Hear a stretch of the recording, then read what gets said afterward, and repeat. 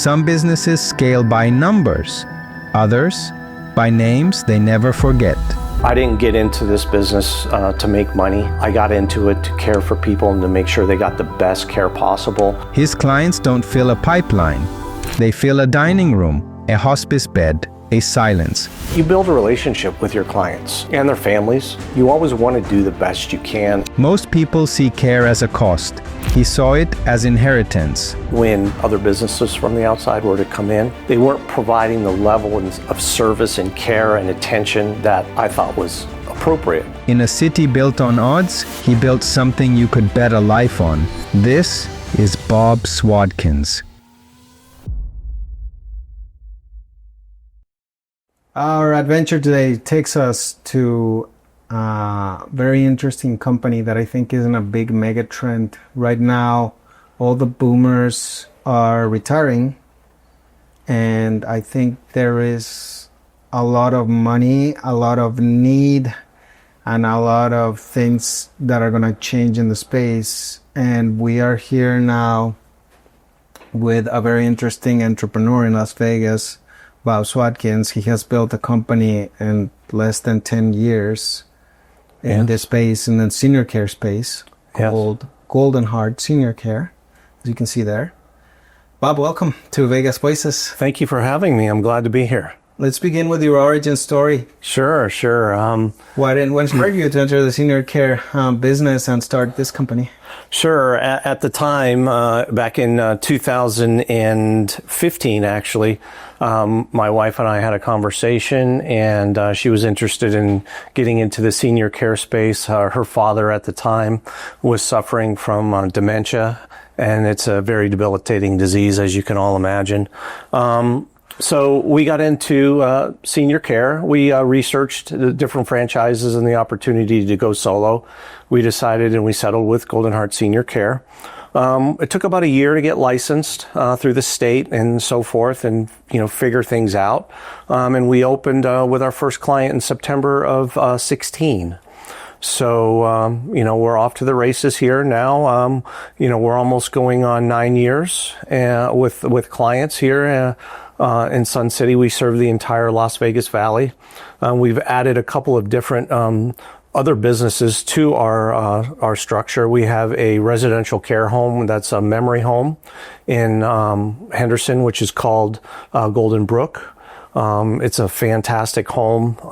If you ever get a chance to see it, you can actually see it on the website live. It's pretty awesome. And then I'm in the process right now of opening Golden Heart Hospice, which is an additional arm of Golden Heart. And then we're ideally looking to take our first client sometime in June of this year. So we're very excited. Okay. So what was it? What was the aha moment that you got when you had this experience with your father-in-law? What was different? What made you see, oh, there's a need here and I can fill it better? Yeah, it's really interesting. Before we got into the business, we didn't, to be honest with you, we really didn't know what to expect.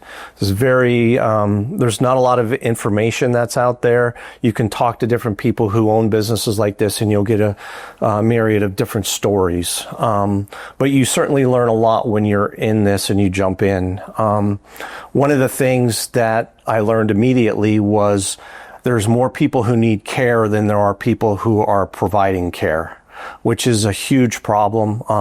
As we all know, the American society, the American adult structure is getting older every day, and more people are in need of care. At the same time, people who are getting into the care field, they seem to be dwindling and getting smaller because it's a very demanding job, whether it's a medical side or whether it's the personal care side. So there's kind of competing forces there where there's more demand and then there's less people that are, willing to do it. Willing to do it. Yeah. And I think is there a lot of burnout?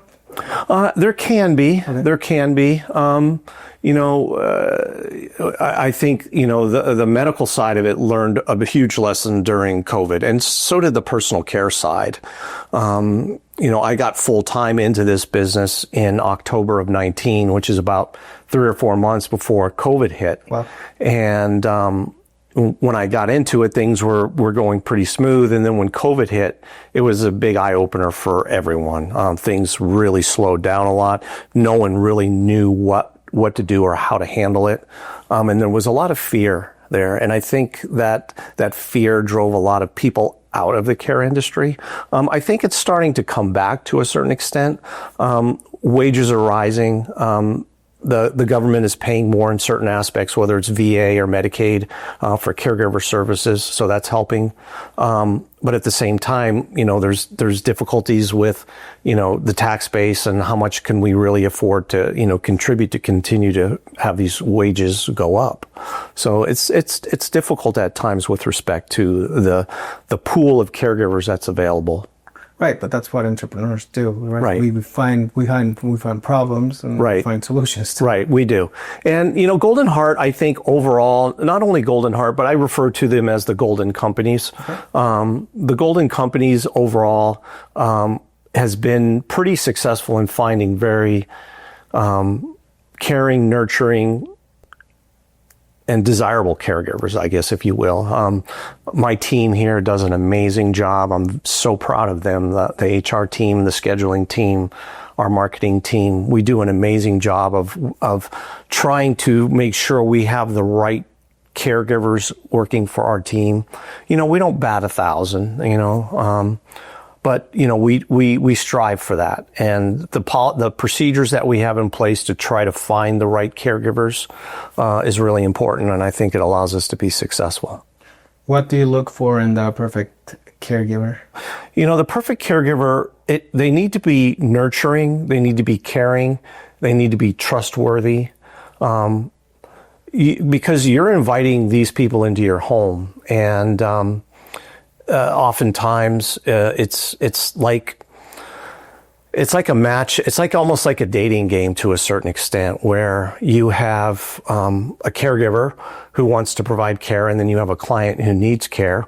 And sometimes it takes a while for the personalities to gel, for people to get together and understand each other, because oftentimes people are coming from, various different backgrounds, whether it be socioeconomic, whether it be, different parts of the country, different countries themselves. So people are very different and they all have to kind of come together for a common cause, which is to provide the best care possible.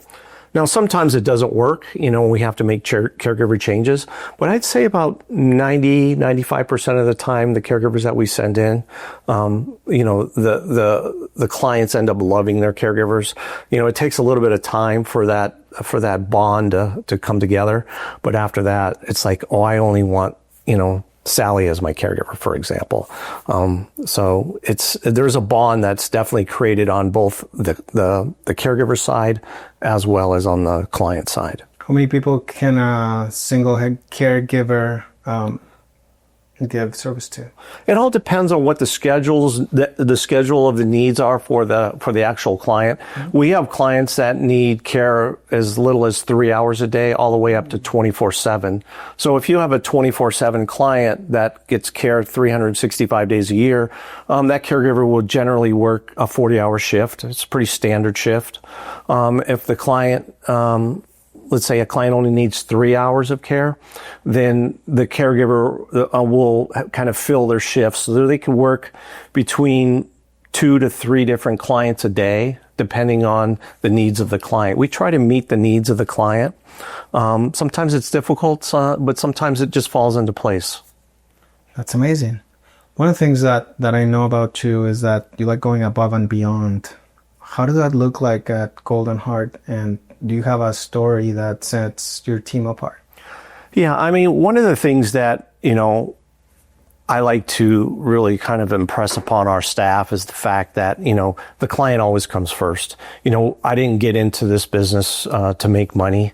I got into it to care for people and to make sure they got the best care possible. So when we go out and we hire caregivers and we put caregivers in people's homes, my clients know that if they have a problem, they can call me. They have my number. They call me. I'll fix it right away. My team is amazing. I can't really say enough about my team, about how amazing of a job that they do, making sure that our clients are felt heard and their needs are addressed. And that goes across, also into Golden Brook, because when you're dealing with Golden Brook, the majority of the people in the home are memory clients or are clients that are advanced elderly age and they need, constant care. The ladies and the men, we have a couple of men there at Golden Brook do an amazing job. So I'm super proud of the team. I mean, there's so many different ways that I could express my gratitude for the things that they've done. It's just phenomenal.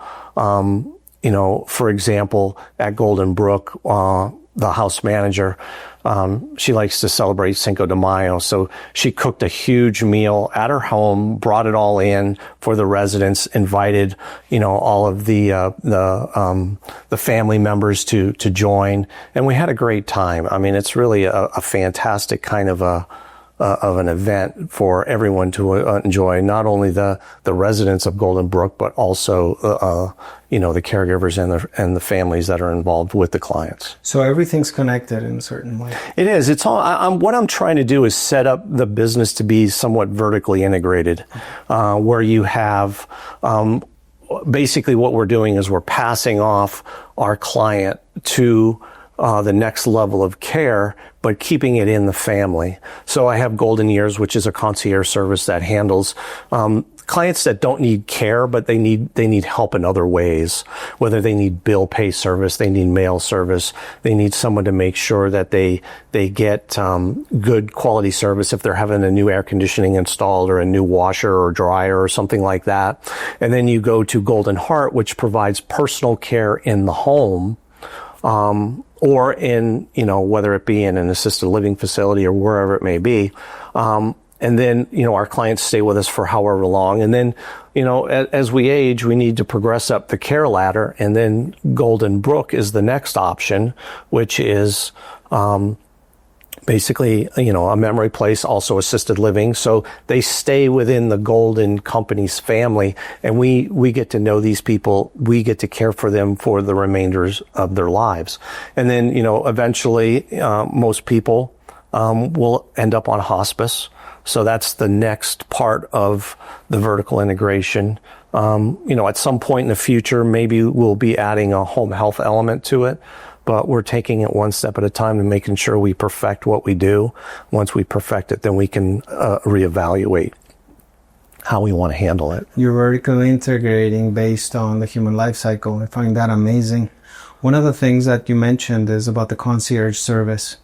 And the first image that I was present to is like these days I live in the computer world, in the digital world, and I know that even one that's savvy can get hacked, taken advantage of online so easily. Yes. I can't imagine how that happens to elderly people that are not even tech savvy and all this. And I think that concierge service is there to help kind of those needs. Not only the digital space, I guess, also in the interaction space. And you guys, I've never heard of that. For me, that's a groundbreaking type of Yeah. And I'll give you an example. We just had a client. We had a client who was with Golden Heart. He was a 24/7 client. 24/7 care is expensive. I mean, there's no getting around that. That's just the way it is, unfortunately, when you have someone in your home for 24 hours a day, 365 days a year. He made the decision that he wanted to go to an assisted living facility. At the time, we were providing services for him for Golden Years, the concierge, also Golden Heart.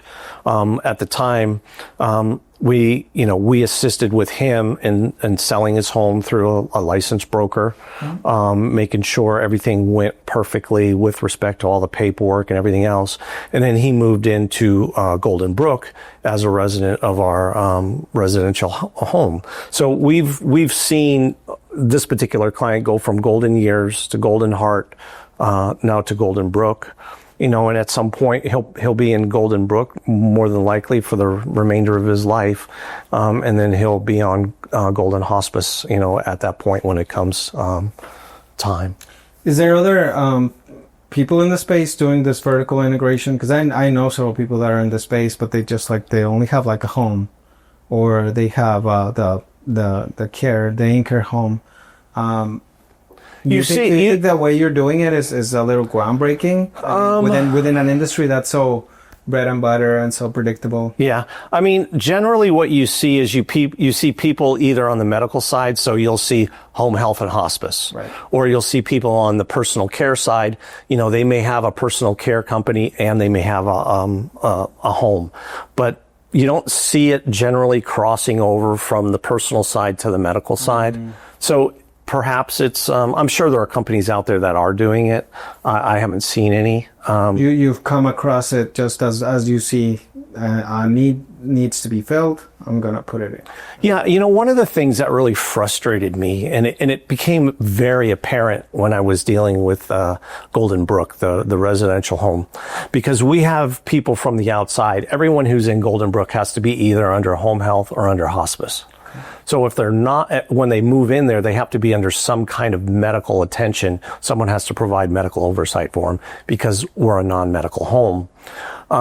And early on, I noticed that when people from the outside, other businesses from the outside were to come in, they weren't providing the level of service and care and attention that I thought was appropriate, especially for the residents of Golden Brook. So I'm like, how do I fix that? And one of my thoughts was, well, I have to get control of the whole thing. I have to get control of the hospice side of it because most people are in hospice there. So that's one of the things that I'm thinking, okay, that's one way I can gain control and provide better care is by offering my own hospice. Because if there's problems anywhere in my organization, all you have to do is call me and I fix it right away. I don't have to try to go and call another business who the owner is not actively involved, and then I get the keyboard operator and they're just saying, okay, yeah, we'll take care of it, and then they never take care of it. So that's the frustrating part of it, is not being able to provide the level of service that I wanted to provide for the clients that were the residents that were living there. And that's what gave me the initial thought to vertically integrate the whole process. And that's the entrepreneur's brain at work. Much respect, sir. What's the biggest challenge you faced running a senior care business in Las Vegas? Wow. There's so many senior care companies here that are licensed in Las Vegas. You see, I think there's over 300 PCA, personal care agencies, and there's probably close to 250 hospice companies. And unfortunately, they don't all necessarily do it the right way, the proper way. They're either cutting corners or they're not paying their people right, whether they're paying them under the table, there's a lot of different things that are kind of going on. So it can be difficult that way, because I think sometimes companies get grouped in with each other. Like a lot of times when people hear group home, they're like, oh my gosh, group home. That's, I don't know if I, would want to live in a group home, but not everything is created equal. So it's really important to, especially for the families and also for the clients, to do their homework on who they decide they want to partner with respect to providing care for either themselves or for their family members. One of the other big challenges is currently, it's always going to be people, because people are they're the asset of the company, right? They're the most important part. The caregivers, your staff, they're clearly the most important aspect of the company. And finding, retaining, training, developing, coaching good people to stay within your organization is always the most difficult. Wow. Okay. How did the pandemic reshape your approach to care and service? Wow.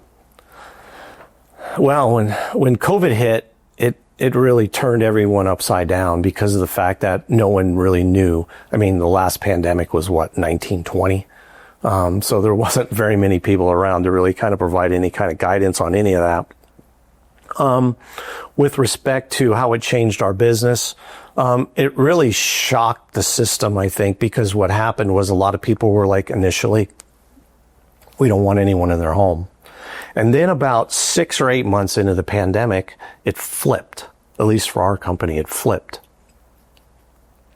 Because people, especially the elderly who realized that they needed help, realized they couldn't do it by themselves. And then they eventually had to kind of allow people into their home. And then there was a huge influx of business. About, I would say, October, November of 20 is when it like really kind of people got jolted into it. Was it more on the concierge side to start, or? No, it was more on the care side. Okay. Yeah, on the care side primarily, because people were just they realized that they just can't do it by themselves. Because for the most part, when the pandemic hit, the seniors were more isolated than ever because they weren't able to really get out. There weren't, everyone was still isolating 6 feet and all that. And to a certain extent, people were scared. They were very scared. I mean, I think that's a pretty fair statement. But after a little bit of time, 6 or 8 months, a little bit of that started to wear off, and people were more welcoming to having someone come into their home, especially if they really needed it. Okay. So during those 6 months, how did you navigate it? We had to really, kind of button up and tighten up and just really focus on the business aspect of it. One of the things that did help us kind of get through some of this was there were a lot of assisted living facilities that needed help because they lost a lot of their employees. So what happened were a lot of the people that were working at these assisted living facilities, especially the caregivers, they got scared and they quit. So that was a little bit of an opportunity for us to be able to help staff some of those facilities with our caregivers. And that kind of got us through, that rough part to get to move on to where people were more welcoming about, 6 or 8 months later. Wow. Yeah. Sounds pretty. I mean, yeah, you find holes, you find ways to do things here or there. Yeah, you just have to patch it together, right? Because it was difficult. It was really difficult at that time because no one really knew what was going to happen. Very good. All right. So Golden Heart is praised for its 24/7 responsiveness and hands-on approach. Mm-hmm. Why is that level of involvement so important to you? It's the standard of our care, right? That's what our expectation is. We have 24/7 coverage. You call our scheduling office, someone will answer the phone 24/7. If there's a dire emergency, we'll address it immediately. That's really my expectation, right? When there's a problem, we fix it. We don't kick the can down the road. We fix it right away. We get the proper people involved, whether it's the family members, whether it's the medical people, whether it's whatever it is. We get the right people involved to make sure that our clients are taken care of at the highest level. Do you have any story that backs up what you're telling me? I think one of the biggest ones is like the one I talked about with our client where we, it was quite a process because his house was full of a lot of stuff. So it was about a 45-day process that we worked with him to get him. We went from making sure that first of all, he was safe, finding a new place for him to live. He was shown a couple of different places where, he might want to live. We had to orchestrate getting his house on the market, listed, sold, all of the paperwork taken care of properly. Then the house had to be completely cleaned out. So we had to make sure that we kept his stuff, that he wanted to keep. We put it in storage, and then some of the other stuff that he didn't want to keep had to be completely cleaned out and basically disposed of. So the house that was purchased by, a nice young lady she could move in appropriately.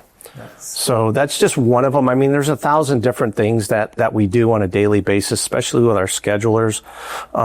They're really amazing people. And I can't really say how proud I am of my staff. Wow. So you become a trusted voice in the local healthcare community. How do you build those bridges with hospitals, assisted living homes, and other care providers?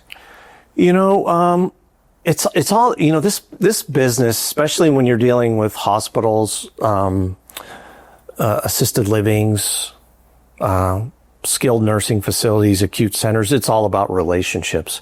That's what it really is. And, we do build relationships whenever we can. It's impossible to build them with everyone in the community. We're actively involved in a lot of different things. Like, for example, just yesterday, we had a stroke presentation at Sun City Summerlin at their community center, where we invited partners of ours, physical therapists. Pam Rehab was there, and then a gentleman by the name of Dr. Todd, who's a physician here at MK Medical. And we do these presentations, and we provide lunch to the residents. They come, so there's no charge. And they have an opportunity to learn about strokes, what to look for in a stroke, what happens if a stroke happens. So they get educated on all of these different types of scenarios.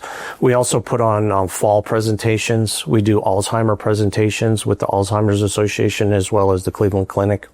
And then we also do diabetes presentation. So we try to educate the community here in Sun City. We can't go everywhere because we're limited in resources, but we usually do about 4 to 6 presentations a year in various different ways. Just trying to educate, whether it's the residents of the community, the family members, whatever it is. So when something does happen, they know where to turn. Right. So and then you bring in the stakeholders for all those type of problems. Yes. That's pretty cool. Mm-hmm. Very good, man. It's fascinating. So now we have rapid fire questions. Rapid fire. Okay. So, yeah. One word your clients would use to describe you.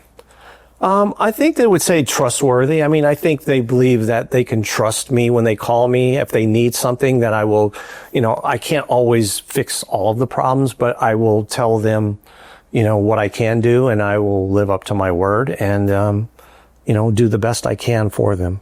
Yeah, and I can see that just from your presence and the way you speak. You definitely have that. Okay, for you, what's the most rewarding part of the work? I think just being able to provide great care.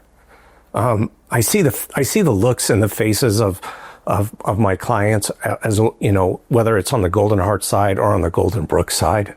Thank you for sharing that. You get close to your clients, especially, I see the clients in Golden Brook quite often. The Golden Heart clients, I don't necessarily see as much. I try to visit as many as I can, just depending on the circumstances.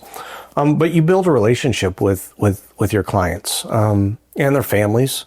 And, you always want to do the best you can and always try to, make sure they're as comfortable as you possibly can be. And I guess our Western culture, unfortunately, has that way of dealing with elderly people that is, in a way, even in a way, disrespectful or discarding or disregarding, and this is a sector of humanity. Yeah.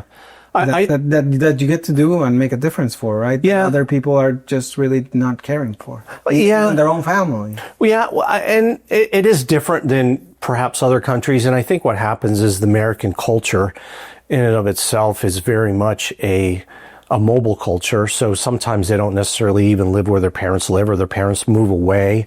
And then, the American culture in and of itself is always go, go, go, right? Yeah. So it's very difficult to always go, go, go when you have a wife or a husband, you have 3 kids, you have 2 dogs, you have a demanding job. So it's hard to almost impossible to provide the kind of care that some of our seniors need, when you have a life that is completely just somewhat overwhelming itself.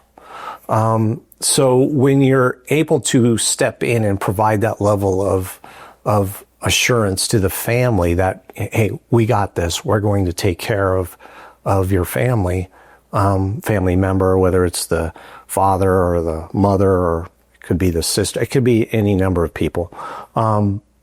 I think there's a certain level of comfort there. Yes. Thank you for sharing all that. Very good. What advice would you give someone caring for an aging parent?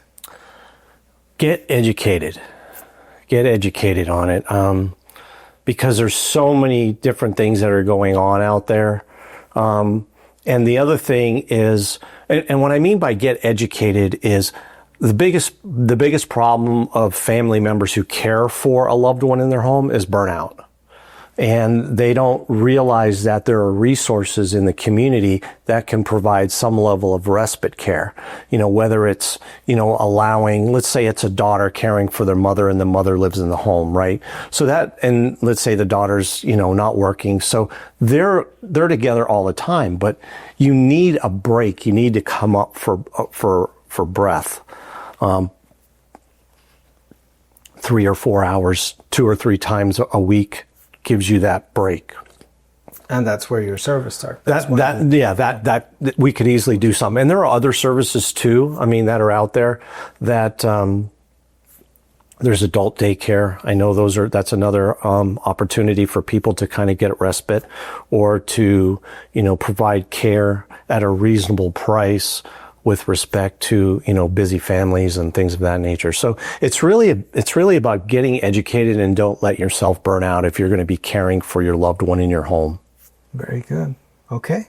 What's your favorite way to decompress after a long day of caregiving work?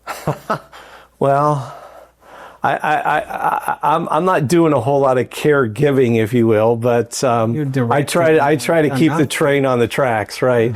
I just like to go home and just kind of just chill and decompress, and like not allow the phone to hopefully not ring within the next 30 to 45 minutes.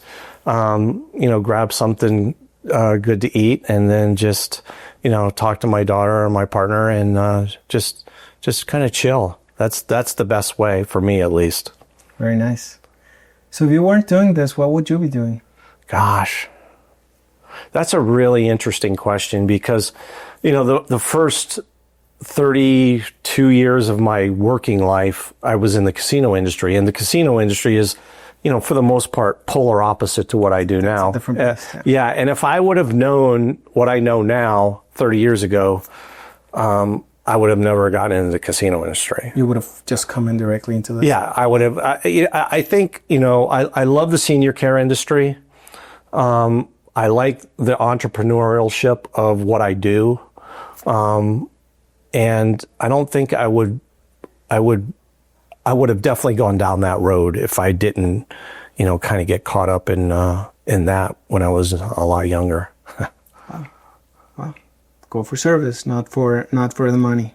Yeah. This isn't about the money. It's really about, the way I look at it is, if we do the right thing, whatever follows will be a benefit, right? So yes. It's not about a money grab by any stretch. It's about trying to provide the best level of care that we can for our clients and our residents. I can tell and see that just from the way you talk about your company.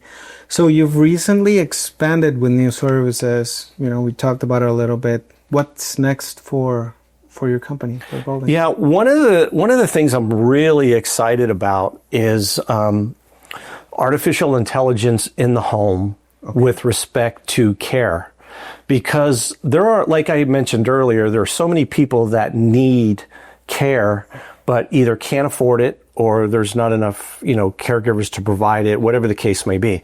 So there's a lot that's coming out now with respect to artificial intelligence. And one of the new programs that we're getting ready to offer, and as part of our standard of care for Golden Heart, there's no charge for this. It's built into our cost. We're not charging extra for it. It's called the Stay Safe program. So basically what this is it's really an interesting thing to kind of describe. There's 3 sensors that sit in the home, and they're about the size of an air freshener. Okay. And they sit in the home, and what they do is they listen for care-related activities. And let me give you an example. if the client yells, help, help, help, or the system senses a thud, it immediately sends an alert to our 24/7 staff via email, text, and telephone. And then we're able to help them get help right away, whether we have to send someone there, whether we call 911, or whether we just follow up with them. It just depends. Now the system, a lot of people hear, oh my gosh, someone's listening to me and all that kind of stuff, but it doesn't work that way. So the AI system, the Stay Safe system, it's powered by a company called Sensi AI, and we have no ability to listen to anything. So what it does is the system in the background processes everything it hears. If it hears care-related activities and it's an emergency situation, it immediately alerts us.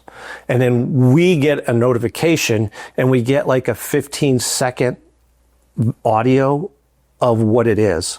So we don't have the ability to just like go in and listen to whoever we want. It's totally locked up. It's a very safe system. But it's really the next wave of care, because it would be perfect for a woman who really needs 24/7 care but can't afford it, but she wants to stay in her home, is a fall risk, and she's there by herself. So, and her family, let's say, lives in Philadelphia, so they're not actively involved in making sure that they see her on a regular basis. So we plop, 3 of these in the home. Generally, there's one in the bathroom, there's one in the bedroom, and there's one in the living area, the kitchen area. And what it does is it listens for instances of emergencies, and it notifies us, and then it allows us to provide that next level of care for our clients. And I think that's just the tip of the iceberg. Oh, yeah. Do you think soon you'll be able to lease out, instead of sending a caregiver, maybe an Optimus robot, right? Oh, possibly. I hope not. I mean, maybe, it's, you never know with technology nowadays. I mean, it's just amazing. Brain just turned on, and I'm like, I'm going to lease one of this, and then it cost me $500 a month, and then I will set out as a caregiver. Yeah. There's so many uses. There are so many, and it's really endless. And the technology and the future of the care that's going to be provided is going to change to a certain degree.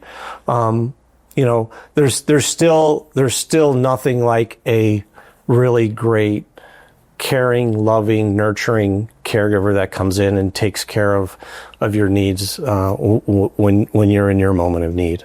This is fascinating. Yeah, every industry has its own perks and quirks and ways of doing things, but the AI is definitely going to sweep us all, and we don't even know yet. We're so excited about it. We started installing our first, they're called pods, into the homes. And what's great about it is it's a standalone system where it has its own little router that works off of Wi-Fi, not off of Wi-Fi, but off of cellular. So you don't need to connect to the home Wi-Fi. It just plugs in, you plug the pods in, and that's it. You just let it sit, and it alerts us if there's any problems. If there's no problems, then that's great, Cool. But you get that assurance of 24/7 oversight without having to pay for 24/7 care. Wow. Yeah. Groundbreaking. Yeah. What legacy do you want Golden Heart and your work to leave behind in the Vegas community? Oh, wow. I've never really thought about legacy. I kind of just focus on care. Are we doing the right thing? Making sure we are doing the right thing. And if we're not doing the right thing, let's fix what we're doing and make sure we are doing the right thing. I think the legacy will, and I'm not a big person on legacy. I'm not really overly concerned about what someone thinks about me after I'm either out of the business or, I've passed. But I'd like for them to think now, that they can be satisfied with the care that we're providing our clients or our residents. And, we'll do whatever we need to do to make sure that they're happy. Very good. So how can people find out more about you, your companies? Sure. Everything. There's two ways to learn more. The first way is out on our website, which is weprovidegoldencare.com. That's weprovidegoldencare.com. And if anyone needs any help with respect to care from Golden Heart, the number is 702-800-4616. And you'll speak to one of our community liaisons, and they'll be more than happy to answer any questions. We can come out and do a complimentary assessment. There's no charge for any of that. And we'll see what we can do to make sure that you're satisfied. Thank you, Bob, and thank you for being on Vegas. Thank you, Sergio. I appreciate it. You're welcome. My pleasure. My pleasure.